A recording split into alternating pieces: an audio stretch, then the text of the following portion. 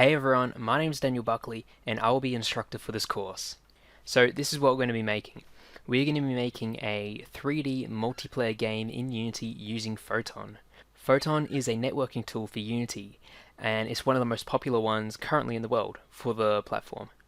So the aim of our game is to hold the hat for a certain amount of time. This is going to be a multiplayer game where you can have as many players as you want really, but the aim of the game is to hold on to this hat or any various object for a certain amount of time. Once you hold on for that amount of time, you win the game. As you can see here, the players can also steal the hat from each other by running into each other. And this is just going to be a game that we can use to demonstrate many of the different features of Photon and networking inside of Unity. We're going to be creating a menu and lobby system which will allow players to join games and lobby up before jumping into the actual game. As you can see here, we have a lobby and there's 3 players in it, and as the host you'll be able to start the game. We'll also be working on a player controller. This player controller will be able to move, jump, and steal the hat from other players. When they hold on to the hat, their timer will increase, and if that timer reaches the maximum amount of time needed, then they will win the game. All of this stuff will also be done through networking, so we'll be syncing the movement, the jumping, the stealing of the hat through the network so that it appears on all other players' screens at the same time. With all of this, we'll be using Unity's UI system: canvases, text, buttons, input fields, sliders, and more. These will be used on the menu to enter in the player name, the room name that you want to join, as well as the buttons. In the game view, here we have the sliders and the text to display the players and their current hat time, as well as who wins the game. This is what our game loop is going to look like. We're going to start on the menu, and then a player can either join or create a game, and that will place them inside the lobby. Once in the lobby, the host can start the game, and that will load up the game scene, where they'll begin to play the game. When a player who's holding the hat reaches the winning time, that player wins the game, and all the players then go back to the menu. ZENVA is an online learning academy with over 400,000 students. We feature a wide range of courses for people who are just starting out, or for people who just want to learn something new. The courses are also very versatile, allowing you to watch them whenever you want and however you want. There are included course project files that you can follow along to see the project and work along with it. And there's also lesson summaries, so you can choose to read the course as well. With that all said, let's get started on our project. Hey everyone, in this lesson we're going to be talking about multiplayer in Unity and Photon and how they actually work and all the different things that you'll really need before we actually get started. So the first thing is, what sort of multiplayer is there in Unity? Well, Unity used to have their own multiplayer network. If you're watching this course sometime around early 2019, then UNet, which is Unity's old Unity networking framework, it is now deprecated. So we won't be able to use that. Instead, we're going to be using Photon. And Photon is the most popular Unity multiplayer framework. There are many popular games that use it, and it's easy to use. If you've ever used UNet before, it's basically the exact same thing, but with added features. Alright, so how does multiplayer work? Well, what it is we have multiple players connected together, and what they do is, at its core, multiplayer is basically just sending messages between computers. So let's just say player 1 here moves forward 1 unit, then that command, or that actual new position of the player, will be sent from player 1 over through the server to player 2, so then on player 2's screen, player 1 is now 1 unit, or at their new position. And so that's how it works. You'll be sending various amounts of messages every second. By default, I believe that Photon sends about 20 messages per second.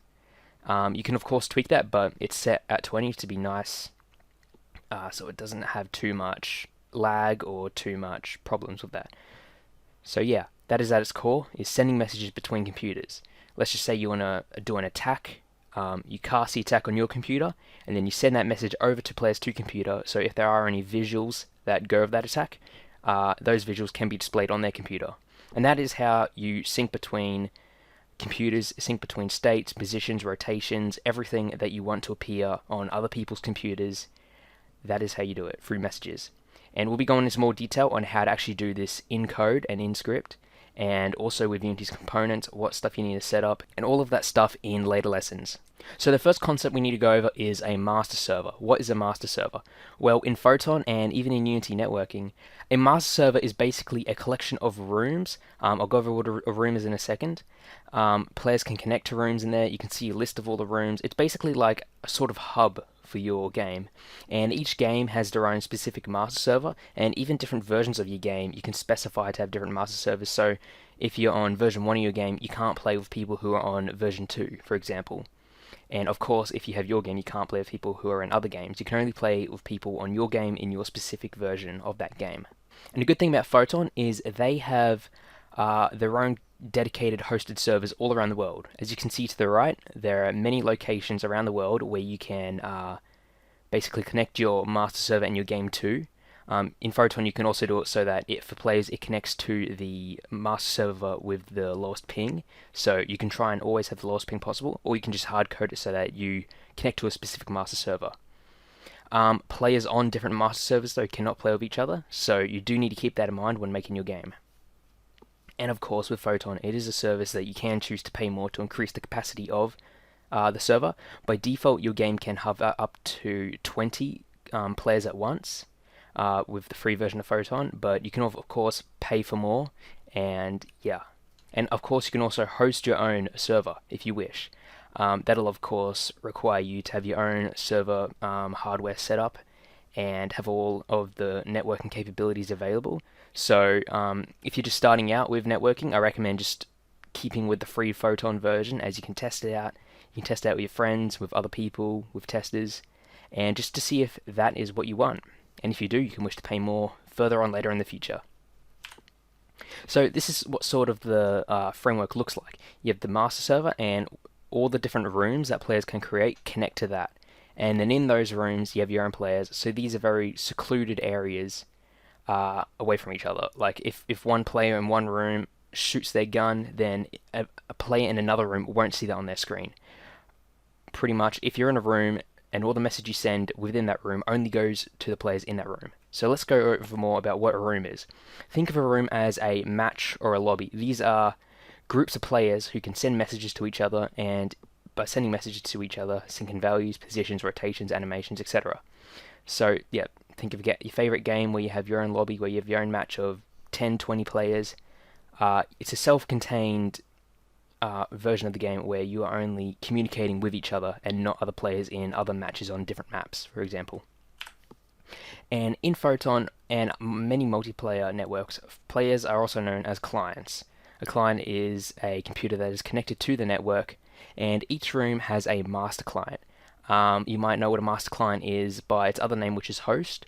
In Photon, a host by default is the player who created the room, and what it means to be a host is you can allow that host to do specific things. In our game, for example, when waiting in the lobby, only the host will be able to start the game. And using the host for many other things is also a good idea.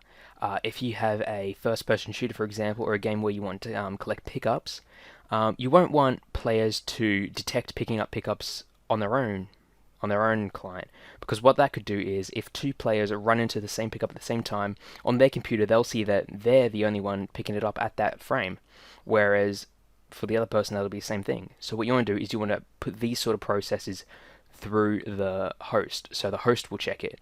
So when the player runs into a pickup, you check with the host, am I in the pickup? If so, the player picks it up, and if not, you don't, so that only one other person can pick up the pickup at a time. So yeah, there are many different things. We'll go over these later on, but for now, this is just what a host is. Alright, so in the next lesson, we'll be going over actually setting up our Photon app, connecting Photon, and downloading the Photon assets inside of Unity to be able to use it. Alright, so I'll see you all then. Hey everyone, in this lesson, we're going to be setting up our Photon app and importing the Photon assets we need inside of Unity. So, the first thing we need to do is go to photonengine.com, which will take us to Photon's main website, and then what we want to do is sign in or sign up. It's pretty easy to make an account. You can easily register here, but I've already got one, so I'm just going to log in. Alright, once you make your account or sign in, you should be taken to the public cloud screen where you have your applications. If you're not on this screen, you can just click on this icon up here and then click on your applications. I've already got 2 Photon applications here already set up, but what we need to do is create a new app. So we'll click on the Create New App button right here, and this will take us over to the page where we can fill in information. The only things we need to enter here is the photon type and the name. For the photon type, we want to change this to Photon Pun. And Photon Pun is its Unity-specific framework, which stands for Photon Unity Networking. And for the name, we can call this whatever we want. I'm just going to call this My Photon App. You can also enter in a description and a website here if you have that you want to connect to your website. But I don't, so I'm just going to click on the Create button. And this will take us back to our applications page where we now have our new Photon app ready to use pretty much. As you can see, we can have up to 20 concurrent players at once. This of course is upgradable, and you can pay Photon to increase this number, or you can choose to host your own server. But for now, this is all we need. And the only actual piece of information we need here before hopping into Unity is the Photon app ID right here. So we can just click on that, you can copy that, and pretty much get ready to use that inside of Unity, as we will need this. And that is about it for the Photon website. So now let's hop into Unity and begin importing the Photon 2 assets. Alright, when you're inside of Unity, the first thing you want to do is go to the Asset Store window. If you don't have this open, you can go up here to Window, then Asset Store, and this will open up this window here. And the asset we want to download is going to be Photon 2. Then when you search for that, we want to just scroll down and find Photon 2 multiplayer free. So you can click on the import button or update if you've already downloaded before, and then we can just wait for that to download. Now when we get to the import package window, we don't actually need all of the assets that it comes with, so we're going to only choose the ones that we need. So first of all, we can untick Photon Chat, as we won't be needing that. We need Photon libraries, and inside of Photon Realtime, let's not include the demos. And then inside of Photon Unity Networking, let's also not include the demos, as we won't be needing them. And everything else we need, so we can just click on import. And so pretty much the only things we're not importing are the demos and Photon Chat. Once it's done, you should have a little window here called Pun Setup that pops up, and this will just ask for your app ID or email. We previously copied the app ID, so we'll just paste that in like so, and click on the Setup Project button. It will say we're done. We can click on Close, and to the right here we see it has the Photon server settings selected. We don't need to go into this too much, but what we do now have is our Photon assets included in the project. So now in future lessons we can start to work on Photon, and actually in the next lesson we're going to be setting up our project, setting up the folder structure, and creating the actual game level. So I'll see you all then. Welcome back everyone. In this lesson we're going to be starting to create our project. First of all, we'll set up our project structure, then actually create our level that we're going to be playing in.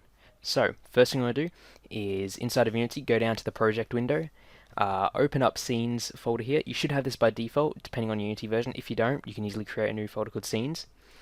Inside of that, we can just delete the sample scene, as we don't need that. Then we can create 2 new scenes, the game scene and the menu scene. So, we'll right-click on here, go Create Folder. Actually, no, not folder. We'll right click, we'll go create, and we'll go scene, and we'll call this game. We'll do the same again, create scene, and we'll call this one menu. Since we're going to be working our game scene for now, let's double click on the game scene. We'll be in the sample scene by default, so we'll just click on don't save, as we don't want to save the sample scene. And inside of the game scene, we're good to go.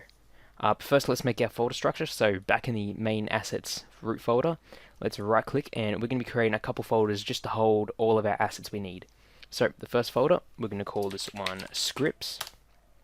Let's create then another folder, and this folder we are going to call materials. Let's then create another folder, and this folder is going to be called resources. And this is where we're going to actually store the player.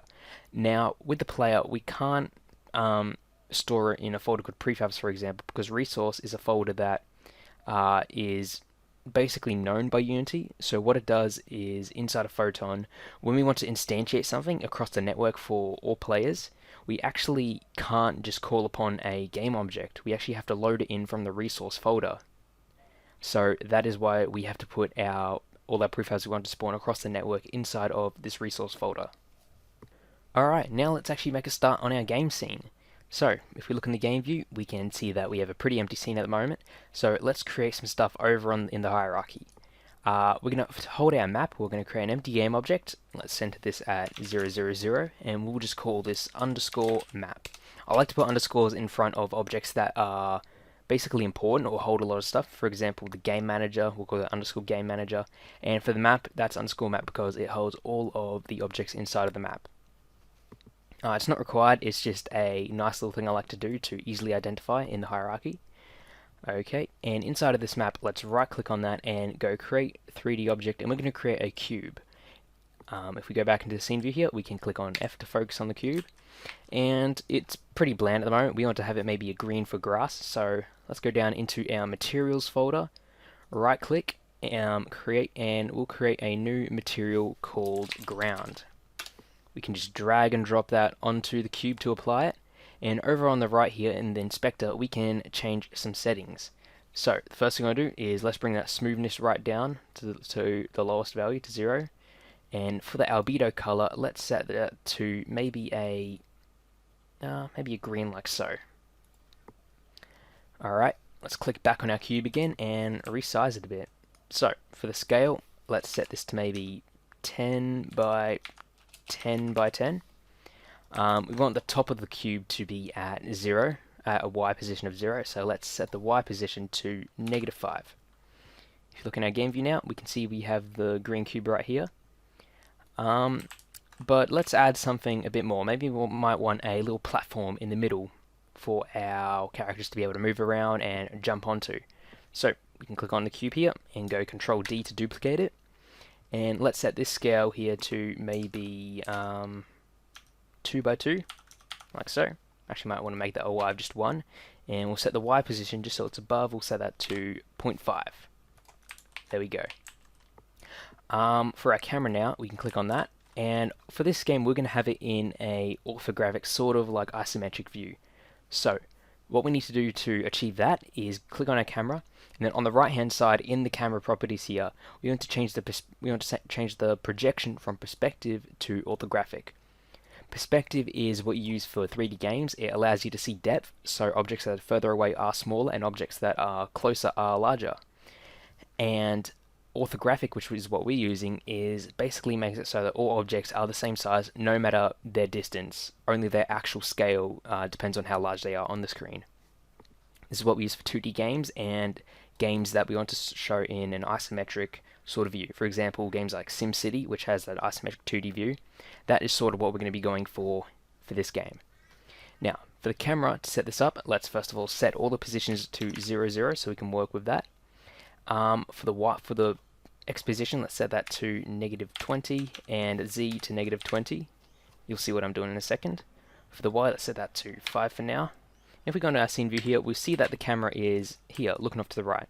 So let's change the Y rotation so it's looking at the map. So we'll put that at 45. Let's bring this up a bit, maybe to 10. And then for the X here, let's put this at about 45 too. Actually, we'll go 45 divided by 2. So then we go to our game view now, we see that we have this nice isometric looking map. Okay, let's actually bring the camera up a bit. We'll put that at maybe 12. 12 seems to be fine. And we might actually be able to zoom in a bit. So let's set this to, we'll set this to about, we'll keep it at 5. But we might actually want to increase the map size a bit because it's pretty small at the moment. Because if the player is probably half the size of this platform here, that's quite a small map. So let's increase the map size to maybe 15 by 15. Yeah, that looks good. And the orthographic size, let's zoom this out a bit, and we'll put this at a value of 5.8, just so the corners of the map are still clipping inside of the camera view. And we'll bring the Y down to maybe 11, like so. We'll put it back up at 12 actually. There we go. Okay, now you might see that it does look a bit weird. We have for our shadows that they are black, and this might be a problem with you when using Unity, and that is because the lighting at the moment is not baked. And a way we can fix that is we can we can go to the lighting panel here. If you don't have this open, you can click on Window, Rendering, and then click on Light Settings here, and this will take you to the light settings. And what we want to do is, I don't think we need to change anything in here. All we need to do is go down to the Generate Lighting button and click on it. Depending on your computer and the complexity of your scene, it might take a while, it might not. As you can see, for us, it took pretty much no time at all, and we have it now nicely baked. So all the lighting looks nice and calculated. And back in the inspector, we can actually change the background of the camera, because at the moment the default skybox doesn't really match this sort of orthographic style.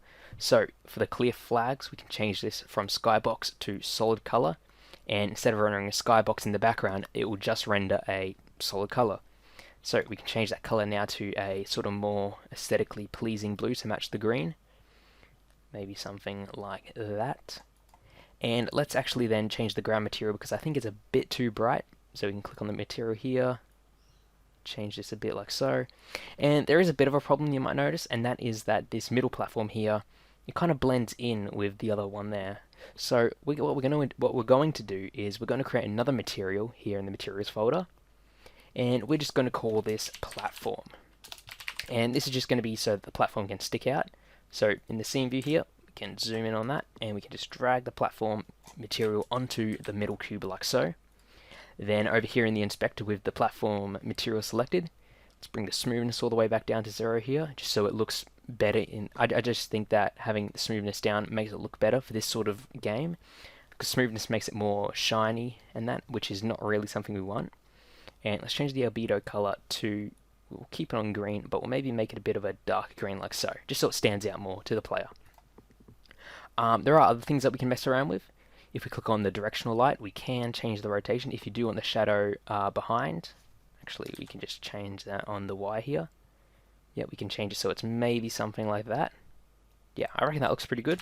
With the shadow behind, we still have the platform pretty much laid out. It's all easy to see. We've got the sky, we got the middle bit here, we got the camera in the orthographic view, and we're ready to go. In the next lesson, we'll be working on the network manager, which is going to be basically the hub for where we connect to the network, where we join rooms, and where we change scenes through Photon. So when we start making that in the next lesson, I'll see you all then. Hey everyone, in this lesson we're going to be creating our first script, which is going to be the network manager. Now, the network manager is going to be a script which is going to be at the core of our multiplayer game. It is going to connect us to the master server, and it's going to allow us to create and join rooms. Through the network manager, we're also going to be able to change scenes, and the reason we're doing it through the network manager is because Photon has its own change level function, which we're going to connect to, and that just basically means that when we change scenes, we stop sending messages, because when you're changing scenes, you don't really need to do that, and there are some complications that can happen. So let's jump into Unity and begin scripting the network manager.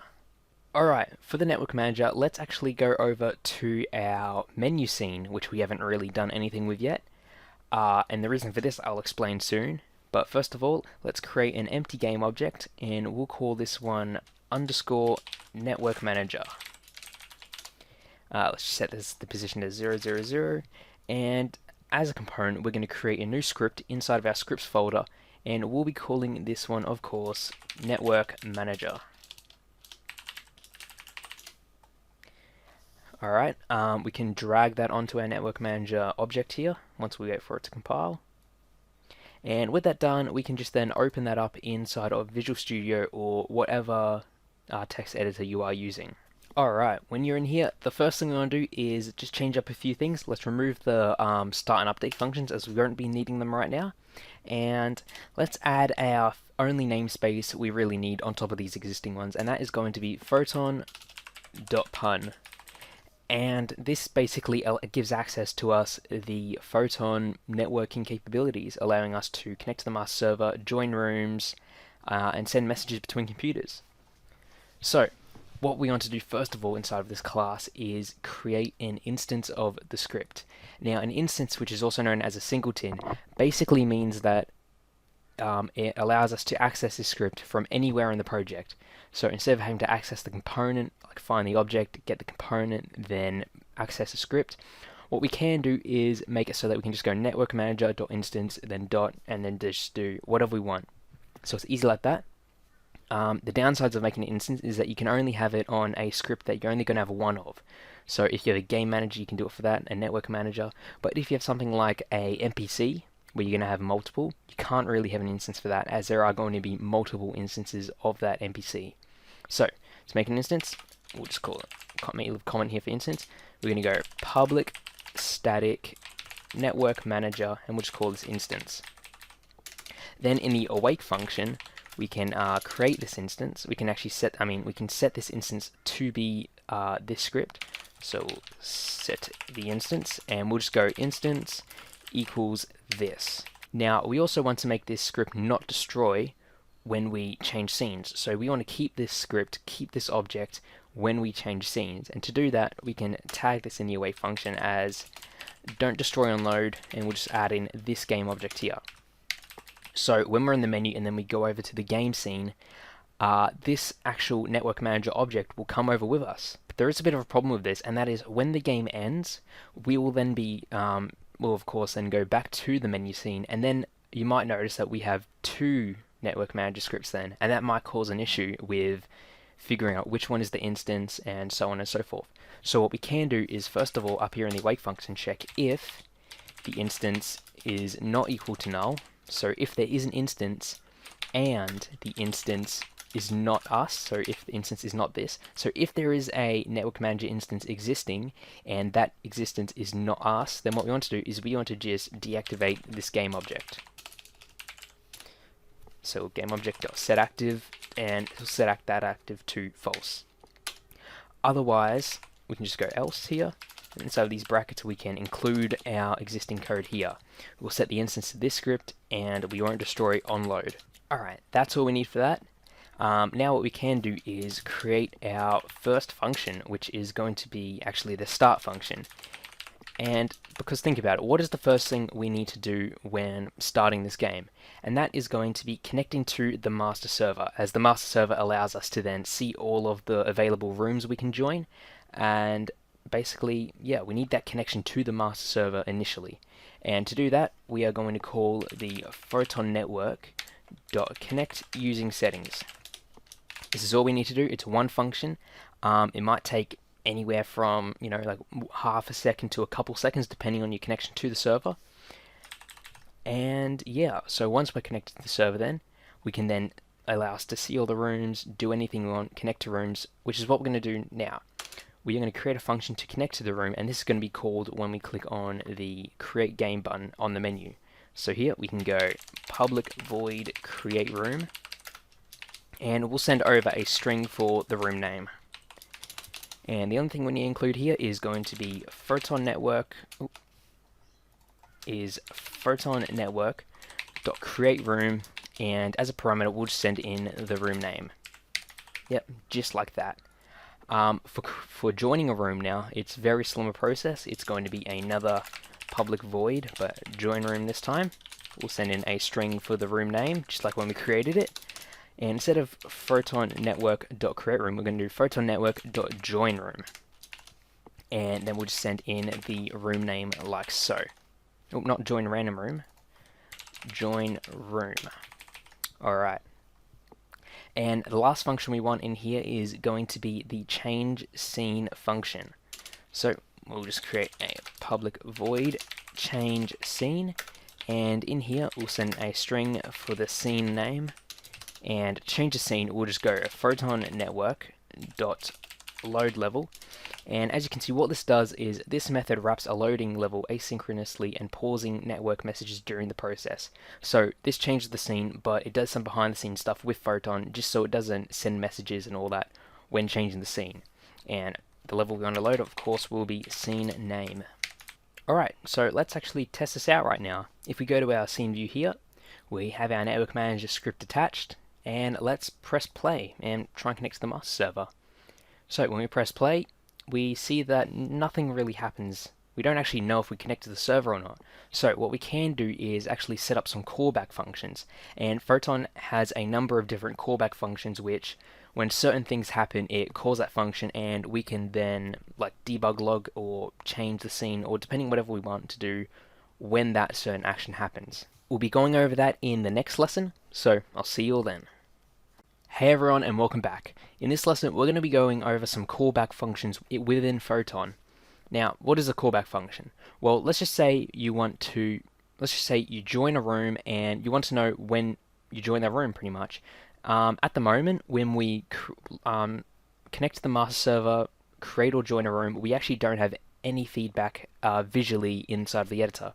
So what we can do is set up some functions so that when we connect to the master server, it tells us. When we join a room or create a room, it tells us. And even when we fail to connect to the master server or fail to connect to a room, it tells us that also. So the first thing I'm going to do is inside of our network manager, let's change this mono behavior up here, and we want to change that to a mono behavior pun callbacks. And this allows us to override the existing Photon Photon callbacks, and we can do that right now. So let's just say, first of all, we want to know when we connect to the master server. So under the start here, let's go public override, as an override function basically overrides a function that already exists inside of the inheriting class. So up here we are inheriting from mono behavior pun callbacks, and inside of here there is going to be a class. If we continue, public override void, and let's say on connected to master. So there is an existing function called on connected to master inside of this inherited class, and that is called on connected to master. And what we are doing here is we are overriding that. So when this function basically gets called, we are not calling it on the inside of this object. We are overriding that call, and we are then going, no, we're not going to call on there. We're instead going to call it inside of our class here. We can also then choose to call it again on the inherited class by going base, which connects us back to the inherited class here, dot connect to master, on connected to master. But we don't need that, so we can remove that. And what we're just going to do here is go debug.log connected to master server, like so. So when we connect to the master server, we will know. So let's go back inside of Unity, press play, and see if we get that message downside of the console. It might take a bit, and there we go. Connected to master server. So we are now connected officially to the Photon servers, and from here we can then join a room, create a room, or even see the list of all the existing rooms. So let's just say we want to create a room when we connect to the master server, because if in the start function we call the create room function, it will return error because we can of course not create a room inside of a server that we're not connected to.